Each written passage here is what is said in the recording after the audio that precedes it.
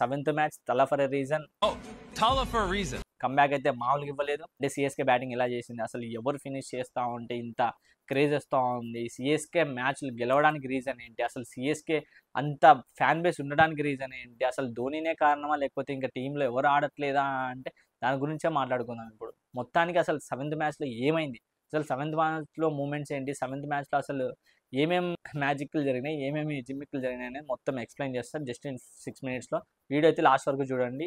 Video ఎవరైనా కొత్త వాళ్ళు చూస్తుంటే సబ్స్క్రైబ్ బటన్ ఆన్ చేసి పెట్టుకోండి. ఇట్లాంటి మరిన్ని వీడియోలు మీ ముందుకు తెస్తూనే ఉంటాను. అండ్ ఇప్పుడు వీడియోలోకి వెళ్ళిపోతే header links. This is new video for CSK fans. Only CSK fans అనే కాదు, ధోని ఫ్యాన్స్కి కూడా. అండ్ మామూలుగా ఉంటుంది ఈ వీడియో. ఎందుకు అంటే ధోని మూమెంట్స్ ఉంటాయి కొన్ని. ఈ మ్యాచ్లో పర్టికులర్గా నిన్న జరిగిన మ్యాచ్లో మూమెంట్స్ ఏంటి అంటే లైక్ ధోని కొంచెం ఫన్నీగా బిహేవ్ చేయడం, కొన్ని best moments and player of the match రావడం. అండ్ క్రూషియల్ టైంలో అంటే మనకి ఫినిషర్ అంటే ఇంకా ఆల్మోస్ట్ తెలుసు. 16 years నుంచి ఆ ఫినిషర్ అనే హ్యాండ్కి అంబాసిడర్గా ఉన్న మన ఎంఎస్ ధోని గురించి అయితే మాట్లాడుకుందాం. ఏం మాట్లాడుకున్నా తక్కువనే ఎంఎస్ ధోని గురించి. 43 years యంగ్ ఫినిషర్ అనమాట. 43 years ఓల్డ్ యంగ్ మ్యాన్ అనమాట. 43 years యంగ్ ఓల్డ్ మ్యాన్. ఏం చెప్పినా తక్కువే తన గురించి. ఒక్క మ్యాచ్ కాదు, ప్రతి మ్యాచ్లో తను ఫినిష్ చేసిన ప్రతి గేమ్, ప్రతి రన్ ఇంపార్టెంటే. అట్లాంటి క్రూషియల్ టైంలో అంటే టీం అంతా స్పాయిల్ అయిపోతున్నా కూడా సరే తను వచ్చి ముందు నిలబడి అండగా నేను ఉంటా అని చెప్పేసి ఆడుతాడు చూడు, దానికి హ్యాట్స్ ఆఫ్ అంటే హ్యాట్స్ ఆఫ్. ఈ వీడియో అందరి ఎంఎస్డి ఫ్యాన్స్కి అయితే షేర్ చేసేయండి. అండ్ ఇంకోటి ఏంటంటే మూమెంట్స్ గురించి మాట్లాడు. మూమెంట్స్ ఏంటంటే మీకు తెలిసిందే, సిఎస్కే 5 days నుంచి లాస్ట్ 5 match అన్ని లాస్ అవుతానే ఉంది. కెప్టెన్ మారాడు, కెప్టెన్కి ఇంజూరీ అయింది, మళ్ళీ MS Dhoni return the captain. ఆయన 43 years ఓల్డ్ ఏజ్ యంగ్ కెప్టెన్గా ఇప్పుడు మళ్ళీ తిరిగి వచ్చి ఆడుతూ ఉంటే కొందరు నిబ్బి అంటారు కదా, వాళ్ళని ఏమంటారు కూడా నాకు తెలియదు, హెటర్స్ అంటే మన తమన్ గారు చెప్పినట్టు haters, dogs, something like that. అట్లాంటి టైంలో ఈయన 43 years ఏజ్లో వచ్చి తన ఫ్యాన్స్ కోసం ఆడుతూ, ఫ్యాన్సే కాదు తన టీం కోసం ఎఫెక్ట్స్ పెడుతూ ఆ ఏజ్లో కూడా మళ్ళీ ఏ డౌన్ దిగుతా ఉన్నాడు, 7th డౌన్, ఒక మ్యాచ్ అయితే 9th డౌన్ దిగాడు. అసలు ఆ డెడికేషన్ ఏంటో, ఆయన ఏజ్కి ఆయన ఆడే ఆటకి ఏమైనా సంబంధం ఉందా అంటే ఏదో ఇప్పుడిప్పుడే మన ఇండియన్ టీంలోకి వచ్చినట్టు, under-19 ప్లేయర్ వచ్చినట్టు ఏదో 21 years 23 years ప్లేయర్ లాగా ఆడుతూ ఉన్నాడు. ఆ 6లు కొట్టడము, వితిన్ 10 balls 30 runs కొడతాడు, 9 balls 28 runs కొడతాడు ప్రతి మ్యాచ్. ఇన్స్పైర్ తీసుకోవాల్సిన విషయం ఇది చాలామంది ఈ ఏజ్లో కూడా. నిన్న మ్యాచ్ అయితే ఇంకా చెప్పాల్సిన అవసరం లేదు. ఫస్ట్ ఇంకా టాస్ రాగానే మనకు తెలిసిందే, టాస్లో వస్తే ఎంఎస్ ధోని చూడగానే ఎన్ని విజిల్స్, మీటర్ ఉంటుంది కదా ఇట్లా ఒక రేంజ్కి వెళ్ళిపోతుంది అనమాట. ఆ రేంజ్ నిన్న జరిగింది. టాస్ అయితే మొత్తానికి ఎంఎస్ ధోని గారు అయితే గెలిచారు. చూస్ టు బౌల్ అని చెప్పేసి బౌలింగ్ తీసుకున్నారు. అక్కడ కూడా ఫన్నీ కన్వర్జేషన్ జరిగింది. అంటే ఎంఎస్ ధోని గురువు, మన రిషబ్ పంత్ వచ్చేసి శిష్య అని చెప్పేసి మన కామెంటర్ కూడా చెప్పడం జరిగింది. వాళ్ళు ఫన్నీగా చేసుకున్నారు. లైక్ అడుగుతూ ఉన్నాడు అనమాట స్టేడియంలో, ఇది ఎల్ఎస్డి స్టేడియం కదా, మీరు మీ Chennai super kings fans, especially MSD మీ ఫ్యాన్స్ ఇంతమంది ఉండడం మీకు ఎలా అనిపిస్తూ ఉందంటే, ఇట్స్ బ్లెస్డ్ అని చెప్పేసి చెప్తా ఉన్నాడు అనమాట. అంటే ఇక్కడికి వెళ్ళిన ఈ ప్రేమ ఇట్లా చూపిస్తా ఉన్నారు. తుమ్హారీ యే సల్తనత్,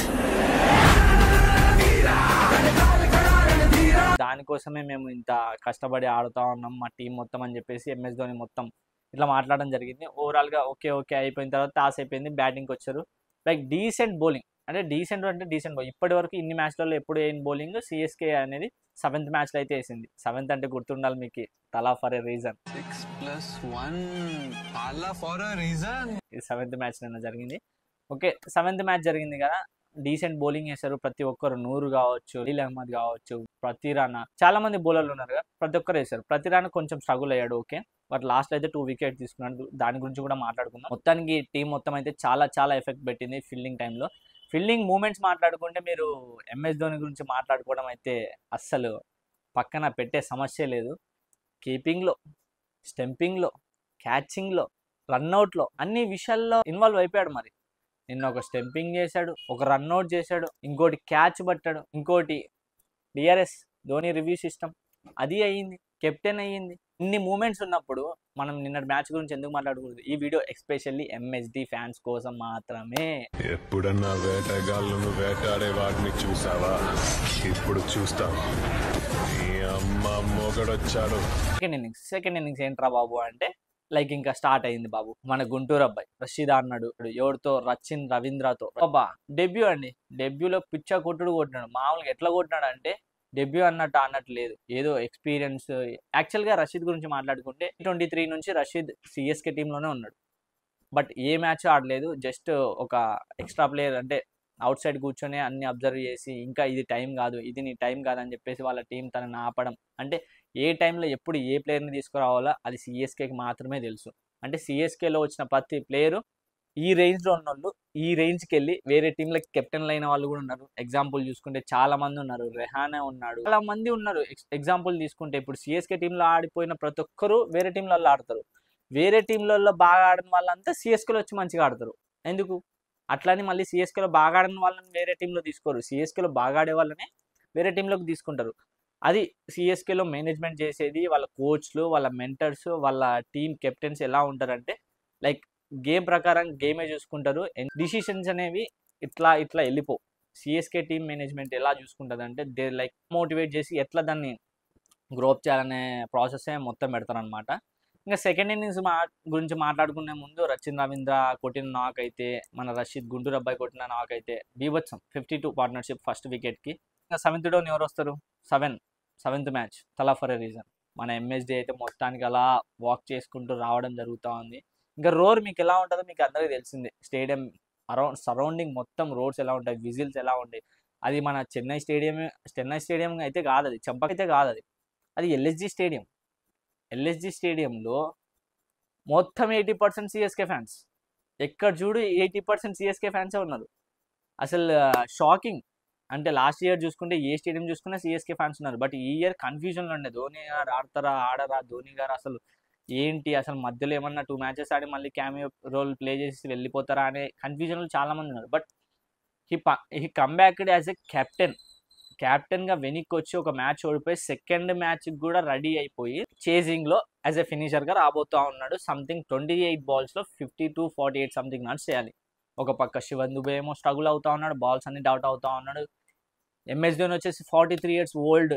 తను కూడా కొంచెం ఎంత ఎనర్జీ ఉన్నా, ఎంత ఫ్యాన్స్ కోసం ఆడదామన్నా కూడా తన కండిషన్స్ కూడా మనం అర్థం చేసుకోవాలి. అంటే ఆ ఏజ్లో రన్ చేయగలడా, లేకపోతే కొట్టగలడా, ఆ బిగ్ హిట్స్ అనేది అందించగలడా అనేది మనం అర్థం చేసుకోవాలి. బట్ ఎంత సిక్స్లు కొట్టినా కొంచెం అంటే ఎనర్జీ అనేది కొంచెం లెవెలప్ తగ్గుతూనే ఉంటుంది ధోని గారిది. ఎందుకంటే ఏజ్ ఎక్కువ కొంచెం అవుతా ఉంది కాబట్టి అది మనకు తెలిసిందే. But still he was trying for CSK franchise fans కోసం. మొత్తం ఎట్లా ఆడుతూ ఉన్నాడంటే 4 అసలు గేమ్ ఏంట్రా బాయ్ అంటే ఒక ఇప్పుడిప్పుడే ఇండియన్ టీంలోకి వచ్చిన ప్లేయర్ లాగా ఆడుతూ ఉన్నాడు. ఆ మైండ్ సెట్, ఎప్పుడైతే దుబే స్ట్రగుల్ అవుతూ ఉన్నాడో వేరే పార్ట్నర్తో ఆల్రెడీ గేమ్ ఆడుతూ ఉండి స్ట్రగుల్ అవుతూ ఉన్నాడు. ఆ స్ట్రగుల్ అసలు కనపడలేదు. ధోని వచ్చిన తర్వాత ఏం మారుస్తాడో తెలియదు.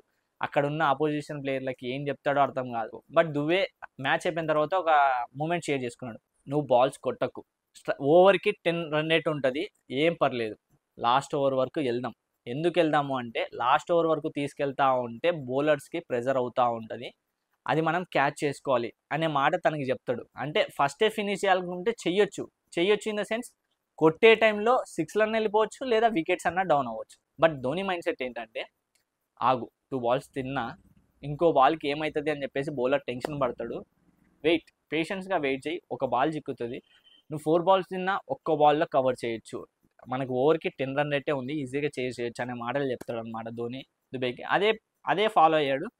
First last 17th over 16th over వరకు దుబే ఏమీ కొట్టలే, నార్మల్గా జస్ట్ లైక్ రన్స్ లేకపోతే డాట్స్ అట్లనే అయ్యింది. ఎంఎస్ ధోని ఒక పక్క మీకు తెలిసిందే, ఆయనకి ఏం వేసినా కొడతాడు, యార్కర్ వేసినా కొడతాడు, హాఫ్ ఫుల్ టాస్ వేసినా కొడతాడు, హాఫ్ సైడ్ వేసినా కొడతాడు, లెగ్ సైడ్ వేసినా కొడతాడు. ఇంకా తనకి లక్ ఫేవరా, లేకపోతే తన స్ట్రెంగ్తే అదా, లేకపోతే తను సిఎస్కే ఫ్యాన్స్ కోసం ఇంతగా కష్టపడతా ఉన్నాడు అంటే కంపల్సరీ సిఎస్కే ఫ్యాన్స్ కోసం, తన ఫ్రాంచైజ్ కోసం మాత్రమే ఆడుతూ ఉన్నాడు. ఇంకా దేనికోసం ఆడట్లేదు, ఫ్యాన్స్ కోసం, తన ఫ్రాంచైజ్ కోసం. అదర్వైజ్ నో, తనకి డబ్బా లేకపోతే ఫేమా లేకపోతే అదా ఇదా అంటే తను చూసిన ఫేము అసలు కాదు, తను చూడని డబ్బు కాదు. జస్ట్ 4 crores తను ఇంత ఫ్రాంచైజ్కి రావడం అంటే ది గ్రేట్. అంటే అంత ఎక్స్పెన్సివ్ ప్లేయర్, మన ఐపీఎల్లోనే మోస్ట్ ఎక్స్పెన్సివ్ ప్లేయర్ అంటే తనే. ఎక్స్పెన్సివ్ అంటే 4 crore ఇచ్చారని చెప్పేసి తక్కువ అని చెప్పట్లేదు. తన వాల్యూ ఏంటంటే తను కెప్టెన్ కాదు, ఫస్ట్ తను మ్యాచ్లో రావాలి, వస్తేనే ఆ మ్యాచ్ హైప్. తను యాడ్లో ఉండాలి, యాడ్లో వస్తేనే ఆ యాడ్కి హైప్. తను ప్రతి ఇంటర్వ్యూలో ఏది ఇంటర్వ్యూ పాసిబుల్ అయితే ఆ ఇంటర్వ్యూలో ఉండాలి, ఆ ఇంటర్వ్యూకి వస్తేనే ఆ ఇంటర్వ్యూకి హైప్. అది ధోని సంపాదించుకున్న పేరు, ధోని సంపాదించుకున్న ఆ ఔరా ఉంటుంది చూడు, గ్రేట్. అది అసలు అది ఇంకా మళ్ళీ ఎవరికి ఇంపాసిబుల్ ఎవరో రావాలంటే 6 ఇయర్స్ 7 ఇయర్స్ అయిపోతా ఉంది ఆల్మోస్ట్ రిటైర్డ్ అయిపోయి. హీఈస్ అన్క్యాప్డ్ ప్లేయర్ వచ్చేసి ఈ ఏజ్లో ఆడుతూ ఉన్నాడంటే గ్రేట్. అసలు ధోనికి ఏం చెప్పినా తక్కువే. తలా ఫర్ ఎ రీజన్ తప్పితే మనం ఏమీ చెప్పకూడదు. నిన్న ఆడిన మ్యాచ్ అయితే ఇంకా బీవర్డ్స్ ఒక 6 4 4 ఏంటయ్యా కొట్టడం. ధోని ఫ్యాన్స్ అయితే పూనకాల. అసలు ఇంకా నెక్స్ట్ చెప్పకలో ఉంటుంది మ్యాచ్. సేమ్ మ్యాచ్ కంటిన్యూ చేయాలని చెప్పేసి నేనైతే కోరుకుంటా ఉన్నా. అండ్ మ్యాచ్ అయిపోయిన తర్వాత ఎంతమంది సిఎస్కే ఫ్యాన్స్ ఖుష్ అయి ఉంటారు, ఎంతమందికి 7th మ్యాచ్ తలా ఫర్ ఎ రీజన్ విన్ అయ్యింది, ఎంతమంది స్టోరీలు పెట్టుకుంటారు. ఈ వీడియో చూసిన తర్వాత కూడా సేమ్ లైక్. వీడియో నచ్చితే లైక్ చేయండి, సబ్స్క్రైబ్ చేసుకోండి, షేర్ చేయండి. అండ్ ప్రతి సిఎస్కే ఫ్యాన్ గర్వపడ్డ మ్యాచ్ అయితే నిన్న జరిగింది. అది కూడా ఎంఎస్డి చేతులతో, ఎంఎస్డి కొట్టిన రన్స్తో. And player of the match కూడా వచ్చింది. దాని గురించి కూడా చెప్తా ఉన్నా, మర్చిపోలేదు. ఏం టెన్షన్ పడదు. ప్లేయర్ ఆఫ్ ది మ్యాచ్ అయితే ఎంఎస్ ధోని గారికి ఇచ్చారు. బట్ అక్కడికి చాలామంది క్రెడిట్ చేయలేరు అని చెప్పేసి ఎంఎస్ ధోని అంటారు. బట్ క్రెడిట్ చేయలేరు ఎక్కడ, నిన్న తనే అంటాడు. నాకు ఎందుకు ప్లేయర్ ఆఫ్ ది మ్యాచ్ ఇచ్చారో నాకు ఇప్పటికీ అర్థం కావట్లేదు. లైక్ నూర్ బాగా బౌలింగ్ వేసాడు. లైక్ మన డెబ్యూ చేసిన రషీద్ ఉన్నాడు, వీళ్ళందరూ బాగుంది. బై నాకెందుకు ఇచ్చారని నాకు అర్థం కావట్లేదు. బట్ హోప్ అని చెప్పేసి ప్లేయర్ ఆఫ్ ది మ్యాచ్ అనేది తను నాకు ఎందుకు ఇచ్చారని అంత యాక్సెప్ట్ చేయట్లేదు. నాకు ఇది అంత ఇంపార్టెంట్ అని కాదు, వేరే వాళ్ళకి ఇవ్వాల్సింది అని చెప్పేసి అంటా ఉన్నాడు. బట్ ఒక క్వశ్చన్ అడిగారు అనమాట commentators, like last player of the match మీకు ఎప్పుడు వచ్చిందంటే ఐ డోంట్ నో అని చెప్పేసి ఎంఎస్ ధోని అనగానే 2019లో లైక్ ఆ టైంలో వచ్చిందనమాట player of the match, last player of the match ధోనికి. దాని తర్వాత ఆఫ్టర్ 6-7 ఇయర్స్ తర్వాత మళ్ళీ ఈ మ్యాచ్లో ఇప్పుడు ప్లేయర్ ఆఫ్ ది మ్యాచ్ వచ్చింది. సారీ 2023 అనుకుంటా. దాని తర్వాత ఇంత గ్యాప్ తర్వాత మళ్ళీ ప్లేయర్ ఆఫ్ ది మ్యాచ్ వచ్చింది. ఇది కదా కమ్బ్యాక్ అంటే, ఇది కదా సిఎస్కే అంటే, ఇది కదా ఎంఎస్డి పవర్ అంటే. ఏమనుకుంటున్నారు చాలా మంది హేటర్స్ ఏమనుకుంటారంటే, మీరు ఒకసారి వీడియో చూడండి. ఏంటారు మాట్లాడేది? సినిమా నుంచి రిటైర్ అవటమా? వాడు రిటైర్ అవుతాడేమో కానీ, చైతన్య రిటైర్ అవుతాడేమో కానీ, నేను మాత్రం రిటైర్ అవ్వను. పిచ్చి ఆలోచనలు మాత్రం పెట్టుకోవద్దు. చూసారు కదా, కొన్ని సార్లు రాజ్యాన్ని కాపాడుకోవడానికి రాజ్య సేనాధిపతిగా వస్తుంది. అది మన ఎంఎస్డి పవర్ అంటే. ఇంకా ఇట్లాంటి వీడియోలు చూసుకుంటూ పోతే తను కొట్టిన 6లు కావచ్చు, తను కొట్టిన 4లు కావచ్చు, తను రన్అట్ విషయంలోకి వస్తే అబ్బాబ్బాబ్బాబ్బా అదేం రన్అవుటో నాకు అర్థం కావట్లేదు. కానీ క్యాక్ అసలు స్టెంపింగ్లో ప్రూవ్ చేసుకుంటాడు, రన్అట్లో ప్రూవ్ చేసుకుంటాడు, క్యాచింగ్లో, మైండ్లో, డిఆర్ఎస్లో, బ్యాటింగ్లో, ఫీల్డింగ్లో తను టీం లీడ్ ఎట్లా చేయాలనేది మొత్తం యంగ్ ప్లేయర్స్కి మళ్ళీ తన మోటివేట్ ఇస్తూ ఉంటాడు ఆఫ్టర్ మ్యాచ్. గ్రేట్ థింగ్ అసలు. ధోనికి సెల్యూట్ కంటే ఇంకా అంతకు మించి ఇంకా ఎక్కువ ఏం చెప్పినా తక్కువ అసలు. అందుకే కదా one of the great finisher అయ్యింది. ఎందుకు అంటే ఇండియన్ టీంకి most valuable player, most important captain, most అసలు ఇంకా ఇండియాలోనే తిరుగులేని ప్లేయర్ అంటే ఎంఎస్ ధోని తప్ప ఇంకెవ్వరూ లేరు. అది మీ అందరికీ తెలిసిందే. ఇంకా హేటర్స్ చాలామంది ఏమనుకుంటారంటే లాక్డౌన్ కిడ్స్ ఉంటారు, వాళ్ళకి ఏం తెలియదు. వాళ్ళందరి కోసం ఈ వీడియో, ఇది ఒక్కటి చూసి బజ్జోండి. అండ్ ఇంతవరకు వీడియో చూసినందుకు థ్యాంక్ యూ సో మచ్. ఈ వీడియో నచ్చినట్టయితే లైక్ చేయండి, కామెంట్ చేయండి. Love you.